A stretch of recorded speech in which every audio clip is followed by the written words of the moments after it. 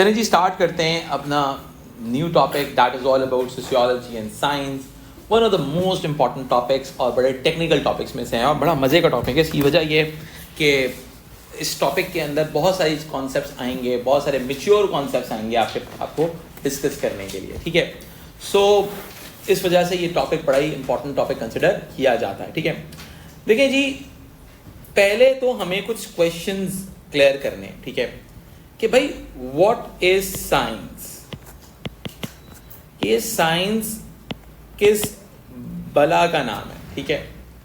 भाई बहुत सिंपल सी बात है, आप फाइन आर्ट्स पढ़ने जाते हो, ठीक है, फाइन आर्ट्स पढ़ने जाते हो, आपसे कहा जाता है BS इन फाइन आर्ट्स कर रहे हो, सही है, BS इन मीडिया आर्ट्स कर रहे हो, ठीक है, BS इन विजुअल आर्ट्स कर रहे हो, ठीक है। तो भाई आप पढ़ तो आर्ट्स रहे हो, तो फिर ये साइंस कहाँ से आ गया, बैचलर्स ऑफ साइंसेस क्यों कहा जा रहा है, ठीक है।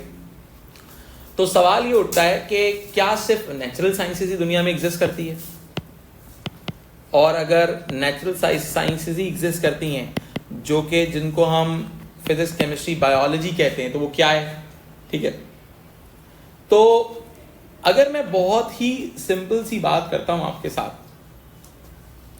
पहले तो हमें इस बात को अंडरस्टैंड करना चाहिए कि is it possible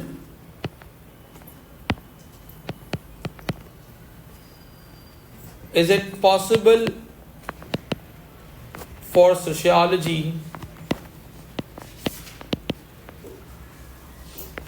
to be scientific,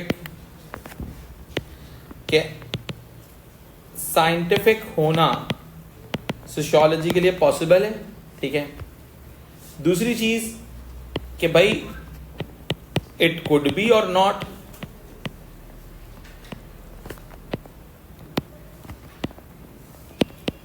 सही है। दूसरी चीज क्या है, इट शुड बी और नॉट, कि होनी चाहिए या नहीं होनी चाहिए। साइंस होती क्या चीज है, ठीक है।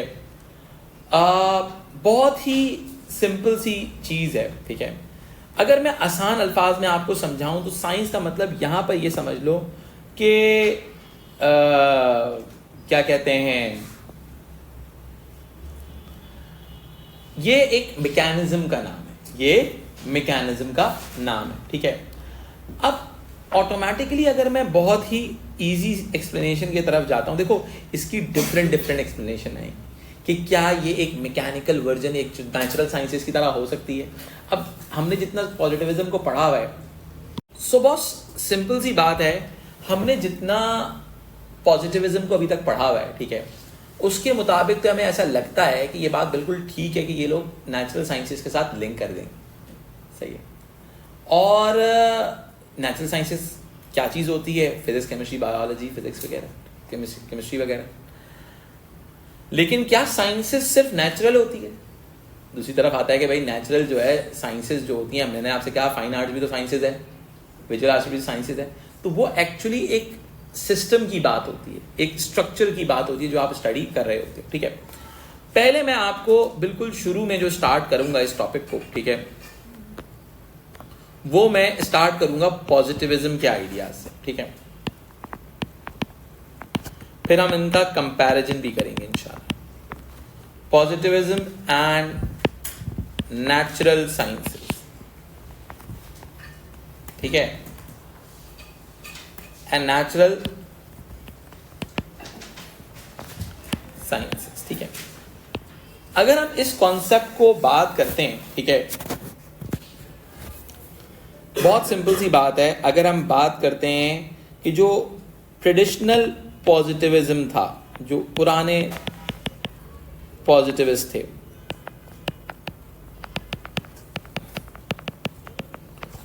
वो कंसिडर करते हैं कि उनके नजदीक सोशियोलॉजी जो है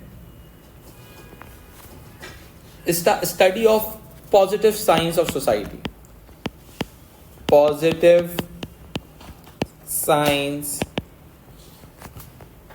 ऑफ सोसाइटी। अब जब मैं पॉजिटिव साइंस ऑफ सोसाइटी की बात करता हूं मेरा बेटा, तो मैंने क्या कहा था, कॉम्ट ने कहा था क्या बेटा, जो लॉजिक के ऊपर बेस करती हो, ठीक है, सही है, फैक्ट पर बेस करती हो, पॉजिटिव्स का मतलब यही हुआ, ठीक है। अब एक्चुअल में अगर मैं ये बात कहूं कि ये बात नेचुरल साइंसेस से इंस्पायर्ड है तो ये बात गलत नहीं होगी, सही है। पॉजिटिविस्ट क्या कहते हैं कि sciences should be sociological research and sociology should be natural science. So मेरा बेटा होता क्या है कि अगर हम पॉजिटिविस्ट की बात करते हैं तो वो कहते हैं कि sociological research should be on natural scientific ground, ठीक है। वो अर्थमेटिक, लॉजिक, इन तमाम चीज़ों की बातें करते हैं, ठीक है। अब एक्चुअल में अगर मैं इस बात को थोड़ा सा आगे लेके चलता हूं तो हमें क्या समझ में आता है, हमें ये समझ में आता है कि नेचुरल साइंसेस को साइंसेस क्यों कहा जाता है, सही है। जो एक्चुअल में जो साइंसेस की टर्म थी ना वो नेचुरल साइंसेस के साथ लिंक हुई थी, एक्चुअल साइंसेस, ये ध्यान में रखना है इस बात को, ठीक है। अब अगर मैं इस बात को थोड़ा एक्सप्लेन करता हूं तो हमारे पास क्या नजर आते हैं कि हमारे पास नेचुरल साइंसेस के जो रिसर्च मेथड्स हैं, नेचुरल साइंसेस, सही है। नेचुरल साइंसेस की जो रिसर्च है मेरा बेटा वो किस पे डिपेंड करती है मेरा बेटा, बहुत सिंपल सी बात है, इनके इनवेरिएबल लॉज होते हैं, laws of motion, first law of motion, second law, third law of motion, ठीक है। इनवेरिएबल लॉज यानी कि अब अगर आप चाहो भी तो उसको चेंज नहीं कर सकते, न्यूटन के थर्ड लॉ को चेंज करना चाहो तो ड्राइव करोगे, उसको चेंज नहीं कर सकते, ठीक है। फिर अगर मैं बहुत सिंपल सी बात करूं तो इनके ऑब्जर्वेबल फैक्ट्स होते हैं, ठीक है। जो फैक्ट्स होते हैं एक बार ऑब्जर्व करके न्यूटन अंकल ने कहा there is a law of gravity, उसने ऑब्जर्व किया और फैक्ट डिफाइन कर दिया, ठीक है। अब ये जो फैक्ट होते हैं ना मेरा बेटा, इन फैक्ट को आप क्या कर सकते हो, आप इनको मेजर भी कर सकते हो, मेजरेबल भी होते हैं और क्वांटिफाइबल भी होते हैं। भाई ग्रेविटी की वैल्यू क्या है 9.8 मीटर पर सेकंड स्क्वायर, ठीक है, इतना आता है मुझे, देख लो, ठीक है, इससे ज्यादा मत पूछना, सही है। तो अब क्या होता है कि ये क्वांटिफाइबल है, फैक्ट आइडेंटिफाई किया, उसको डिफाइन कर दिया। वो पेंडुलम वाला जो लॉ रूल होता है, यानी कि 1 मीटर का पेंडुलम होता है, वो एक पर्टिकुलर ग्रामेज के साथ करोगे तो 1 सेकंड में वापस आएगा, ये भी एक फैक्ट है ना, ऑब्जर्वेबल फैक्ट है, मेजरेबल भी है, और जो बात कह दी वो कह दी। हो सकता है ये कि अगर आप बोलो मेरे 1 सेकंड से ज्यादा टाइम ले रहा है तो आपको बोला जाएगा बेटा आपने गलत किया है, ये फैक्ट चेंज नहीं हो सकता, यू आर रॉन्ग। इसीलिए जब आप एक्सपेरिमेंट करने जाते हो लैब के अंदर तो आपके लैब अटेंडेंट के पास ऑलरेडी रीडिंग्स हुई होती हैं, आप बोलते हो नहीं मेरी रीडिंग सही है, वो बोलता है भाई क्या हो गया यार, ये रीडिंग यही है ये ऑब्जर्वेबल फैक्ट है जो कि हमने ऑलरेडी क्वांटिफाई करके रखा हुआ है, आप अगर इसके आगे पीछे जाओगे फैक्ट है तो आप, इसका मतलब आप गलत, सही है। फिर दूसरी चीज क्या होती है, ये ऑब्जेक्टिव होते हैं मेरा बेटा, ठीक है, ऑब्जेक्टिव ट्रुथ के तौर पे आता है, ठीक है। अब बहुत ही सिंपल सी बात है, नेचुरल साइंसेस जब रिसर्च कंडक्ट करती है, ठीक है, तो और जो आपके पर्टिकुलरली जो अर्ली पॉजिटिविज्म के जो लोग थे वो भी इस चीज को फॉलो करते थे, तो इनका मकसद क्या था, इनका एम, मकसद एक था, वो नेक था, वो ये था कि डिस्कवर, ठीक है, cause and effect relationship,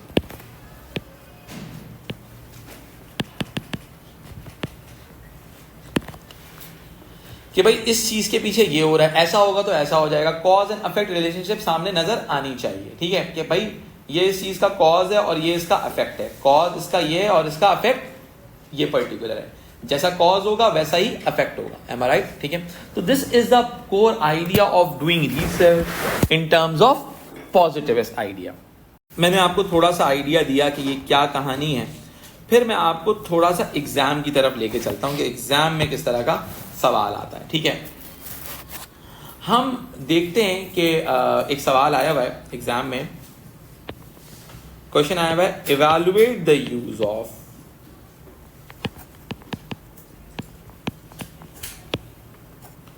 scientific methods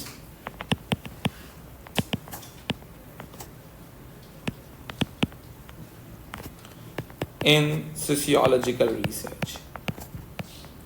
ये कहने को कितना सीधा सवाल था, ये मैंने आपको पॉजिटिविज्म के पॉइंट ऑफ व्यू से पहले पढ़ाया हुआ भी था, लेकिन एक्चुअल में ये साइंटिफिक का सवाल है, ठीक है। इस टर्म को हम साइंटिफिक भी कहते हैं, ठीक है। Sociological research should be scientific ground, so stuff like that, ठीक है। अब इसके अंदर मेरा बेटा थीसिस के अंदर मेरा बेटा इसमें पॉजिटिविस्ट व्यू आ जाएगा,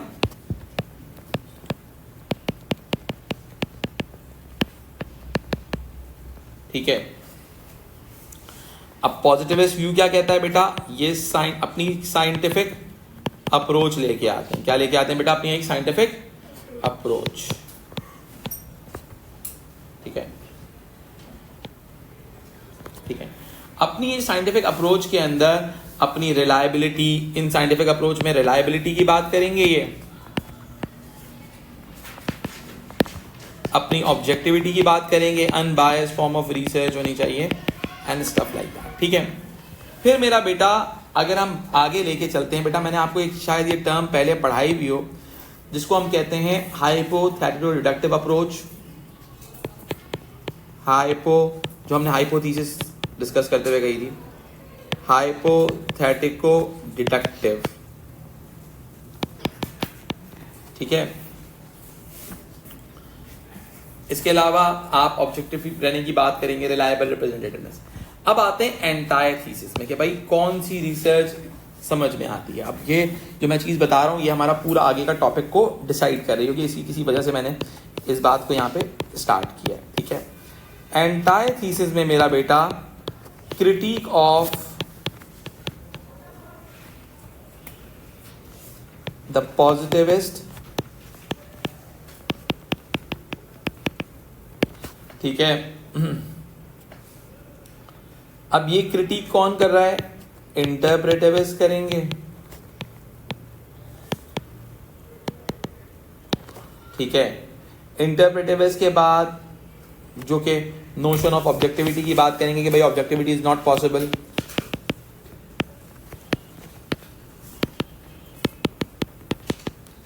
ठीक है। इसके साथ साथ अगर मैं बहुत सिंपल सी बात करता हूं, ठीक है,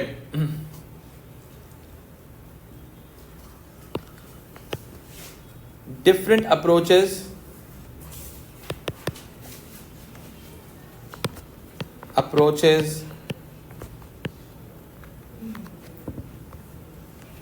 of research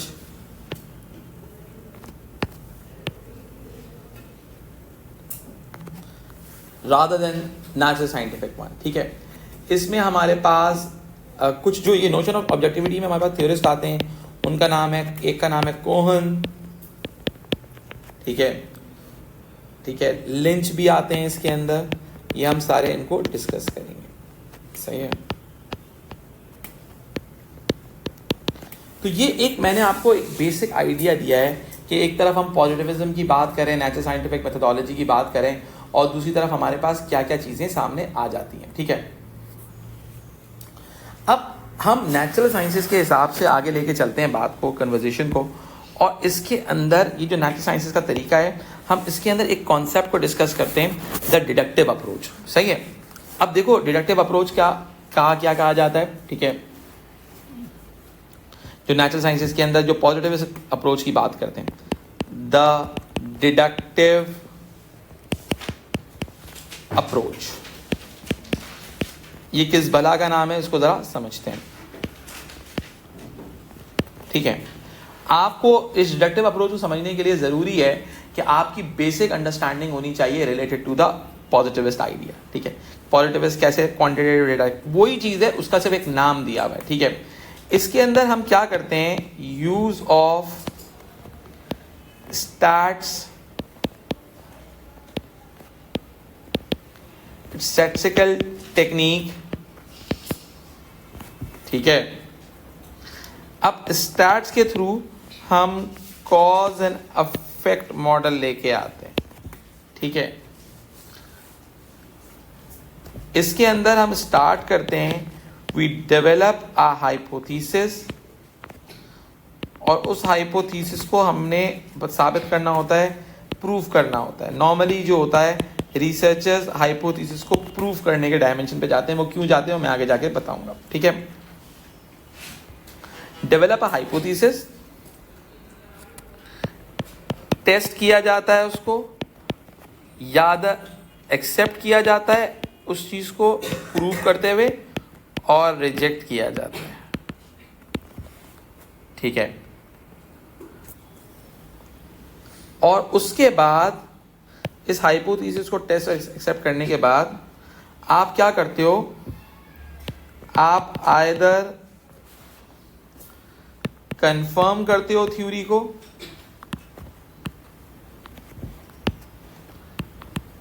confirm a theory, either modify a theory,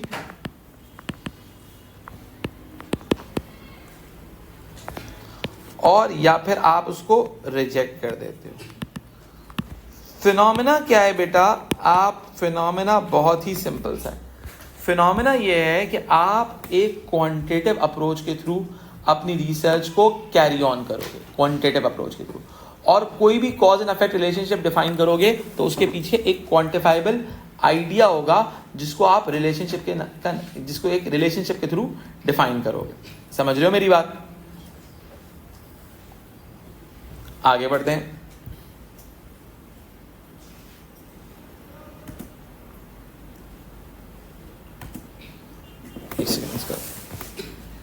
अब अगर बहुत सिंपल सी बात करते हैं कि जो कोई भी आइडिया क्रिएट होता है ना, सही है। अब डिडक्टिव अप्रोच स्टार्ट कहाँ से होती है, कोई भी आपने लेट्स सपोज कोई भी थ्योरी अज्यूम कर ली, ठीक है।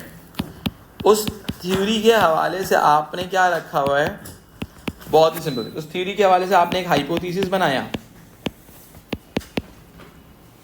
अगर आपने किसी को कंफर्मेशन करनी है, फिर आपने क्या किया, उस चीज के हवाले से क्वांटिफाइबल ऑब्जर्वेशन एंड मेजरमेंट की,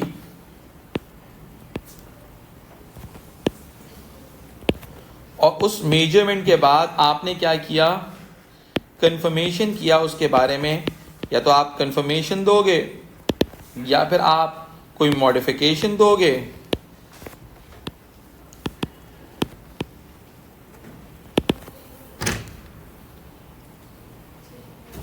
ठीक है। कंफर्मेशन दोगे, मॉडिफिकेशन दोगे, सही है। आपने कंफर्मेशन किया, मॉडिफिकेशन किया, या फिर और रिजेक्शन ऑफ द नैरेटिव, यानी कि आपने क्वांटिटेटिव फिनोमेना यूज किया है अपनी रिसर्च के अंदर। कहने का मकसद यह है हमारे पास, ठीक है। अगर मैं बहुत ही सिंपल सी बात करता हूं, ठीक है, यहां तक क्लियर होती है बात, ठीक है। बस टाइम कितना है, देखिए जी। अब हम इस कॉन्सेप्ट को थोड़ा सा आगे अंडरस्टैंड करते हैं कि ये कॉन्सेप्ट किस तरह से आगे जाएगा, ठीक है। हमने आपके साथ डिडक्टिव अप्रोच डिस्कस की थी, ठीक है। और एक काम करते हैं, इसको थोड़ा सा आगे लेके चलते हैं, इसको सेटल कर लेते हैं थोड़ा सा।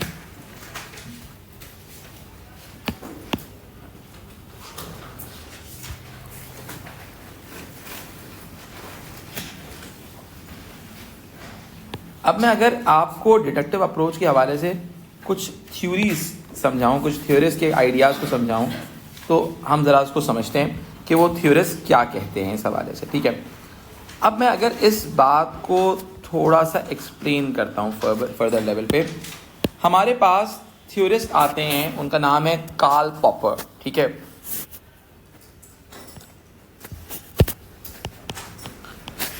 कार्ल मार्क्स नहीं है, कार्ल पॉपर एक जहन में रखना।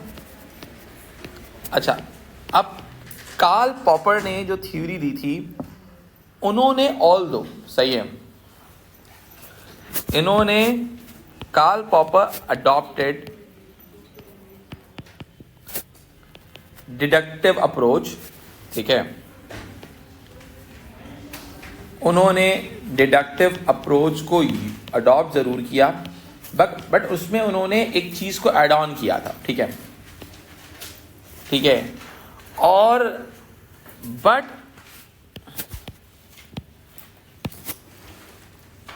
Believed in falsification. अब ये फॉल्सिफिकेशन का मतलब क्या होता है, ठीक है। उन्होंने डिडक्टिव अप्रोच को फॉलो किया, बट फॉल्सिफिकेशन को अडॉप्ट करने की बात की कि भाई फॉल्सिफिकेशन की तरफ से गुजारना चाहिए। ये फॉल्सिफिकेशन का मतलब क्या होता है? उनके मुताबिक scientist should look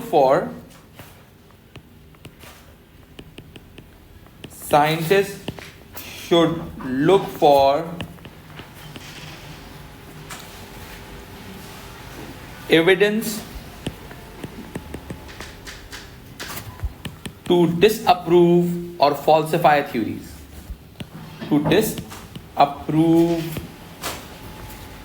or falsify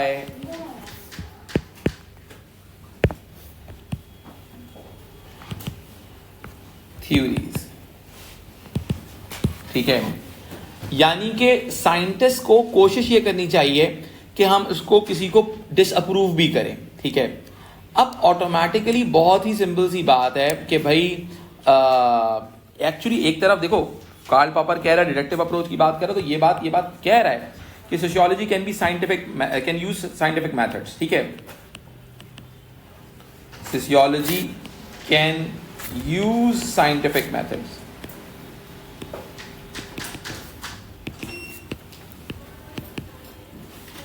ठीक है, sociology can use scientific methods. ठीक है मेरा बेटा, बहुत सिंपल सी बात है, सोशियोलॉजी जो है वो साइंटिफिक मेथड्स को यूज कर सकती है, बट उसको लगता है कि फॉल्सिफिकेशन के प्रोसेस से गुजरना चाहिए। ठीक है, अब उसके मुताबिक, पॉपर के मुताबिक, थ्योरीज कैन सर्वाइव फॉल्सिफिकेशन। ठीक है, अब ऑटोमेटिकली जो है थ्योरीज जो हैं वो फॉल्सिफिकेशन टेस्ट सरवाइव कर सकती हैं, यानी कि कोशिश किया जाए कि उसको डिसअप्रूव करें। ठीक है, अब ऑटोमेटिकली कई मर्तबा क्या हो सकता है, ये फॉल्सिफाई यानी कि वो फॉल्सिफिकेशन टेस्ट सरवाइव भी कर सकती हैं। ठीक है, but the theory is provisional. हो सकता है कुछ अरसे के बाद वो चीज प्रोविजनल है, कोई और उसको फॉल्सिफाई कर दे। यानी कि अंकल जो थे वो थोड़े क्रिटिकल माइंडसेट वाले थे, उनको उस चीज को डिसअप्रूव करना है, तो वो कहते हैं अगर कोई चीज डिसअप्रूवल टेस्ट को पास भी कर जाएगी तो ऑटोमेटिकली क्या होगा, हो सकता है वो आगे जाके डिसअप्रूव हो जाए। ठीक है, but the theory is provisional. सही है, प्रोविजनल का मतलब क्या होता है बेटा? ठीक है, प्रोविजनल का मतलब ये होता है कि आपका अल्लाह भला करे, हम बात करते हैं प्रोविजनल का मतलब है कि वो एक टेम्पररी है। सही है, वो over the period of time चीजें चेंज हो सकती हैं इसके अंदर। ठीक है, हम ये कहते हैं according to the Karl Popper, scientific knowledge is provisional rather than certain और ट्रू फॉर ऑल टाइम। ठीक है, इनके मुताबिक साइंटिफिक नॉलेज जो है, साइंटिफिक नॉलेज is provisional। सही है, scientific knowledge is provisional rather than certain or true for all time, rather than certain, यानी कि कोई एक चीज फिक्स नहीं रह सकती। कार्ल पॉपर के मुताबिक थर्ड लॉ ऑफ मोशन भी चेंज हो सकता है, सेकंड लॉ ऑफ मोशन भी चेंज हो सकता है। समझ में आई बात? उन्होंने कहा भाई आज के हिसाब से तो आप ठीक कर रहे हो, ठीक है, आपने फॉल्सिफिकेशन का टेस्ट भी पास कर लिया, हमने पूरी कोशिश की इसको नेगेटिव डिसअप्रूव करने की, लेकिन कर नहीं सके। लेकिन यानी हो ये सकता है कि कुछ अरसे के बाद हम तो नहीं कर पाए, कोई और कर जाए। ठीक है, रादर देन सर्टेन और ट्रू फॉर ऑल टाइम।